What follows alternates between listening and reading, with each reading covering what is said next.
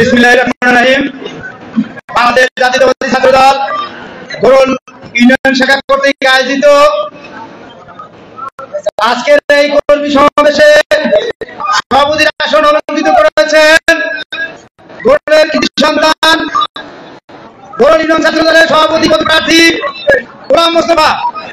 প্রধান বক্তা হিসেবে উপস্থিত রয়েছেন কালীগঞ্জ উপজেলা ছাত্রদলের সংবিধায়ক ঘোরল ইউনিয়ন ছাত্রদলের কৃতি সন্তান ঘোরল ইউনিয়নের অহংকার আমার প্রিয় সহযোদ্ধা জনাব রাজ্জাকুল ইসলাম রাজ্জাক। বিশেষ অতিথি হিসেবে উপস্থিত রয়েছেন কালীগঞ্জ উপজেলা ছাত্রদলের অন্যতম সদস্য সাখাওয়াত হোসেন সোহেল। উপস্থিত রয়েছেন কালীগঞ্জ উপজেলা ছাত্রদলের 8টি ইউনিটের সভাপতি সাধারণ সম্পাদক পদপ্রার্থী নেতৃবৃন্দ। আমার সামনে উপস্থিত রয়েছেন ঘোরল ইউনিয়নের 9টি ওয়ার্ড থেকে আগত নেতৃবৃন্দ। সবাইকে আমার সালাম, আসসালামু আলাইকুম। হিন্দু ভাইদের প্রতি আদাব। সংগ্রামী উপস্থিতি, দীর্ঘ 15 বছর বাংলাদেশ জাতীয়তাবাদী দল আন্দোলন সংগ্রাম করতে গিয়ে খুন, জেল, হত্যা অনেক কিছু হয়েছে। আমরা এই দীর্ঘ 15 বছর আন্দোলন করার পরে 2024 সালে এসে ছাত্র জনতার বিপ্লবের মাধ্যমে এই ফ্যাসিস্ট জুলুম হায়না সরকারকে পতন ঘটিয়েছি। আমরা স্বাধীনভাবে কথা বলতে পারতেছি। আজকে আমরা উন্মুক্ত পরিবেশে এই ছাত্র সমাবেশ করতে পারতেছি। এজন্য আমরা সকলেই বলি আলহামদুলিল্লাহ। সংগ্রামী উপস্থিতি, সাংগঠনিক কাঠামো শক্তিশালী করার লক্ষ্যে আজকের এই কর্মী সমাবেশ।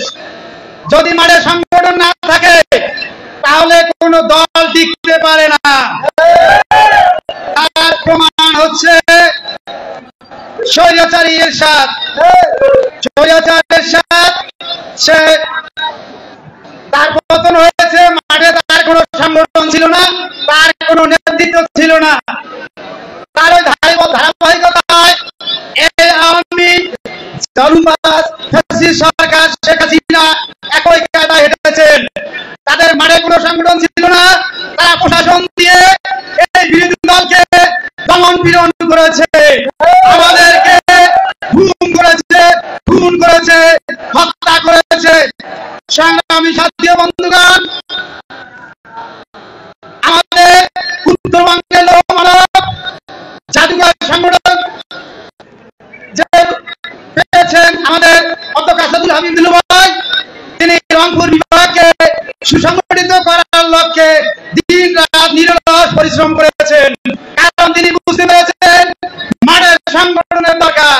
সংগঠন না থাকলে একটা সরকার টিকতে পারে না, একটা দল টিকতে পারে না। সংগ্রামী সাথী বন্ধুগণ, আপনারা জানেন আমাদের কালীগঞ্জ আদিত মারির প্রিয় নেতা জনাব রকনউদ্দিন বাবুল ভাই বারবার ভোটে নির্বাচিত হওয়ার পরে এই হায়না সরকার, এই জুলুমবাজ সরকার তাকে ক্ষমতা দেয়নি, ক্ষমতা দিয়েছে। আমরা কালীগঞ্জ উপজেলা ছাত্রদলের পক্ষ থেকে বলতে চাই, আগামীতে এই বিজয় যাতে কেউ ছিনিয়ে নিতে না পারে, কোন দুষ্কৃতী ছিনিয়ে নিতে না পারে, আমরা আন্দোলনের মাঠে সক্রিয় ভূমিকা পালন করব। সংগ্রামী সাথী বন্ধুগণ,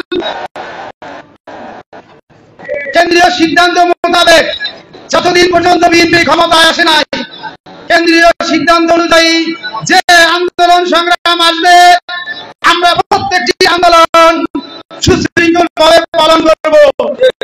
এবং যতক্ষণ বিএনপি ক্ষমতায় আসে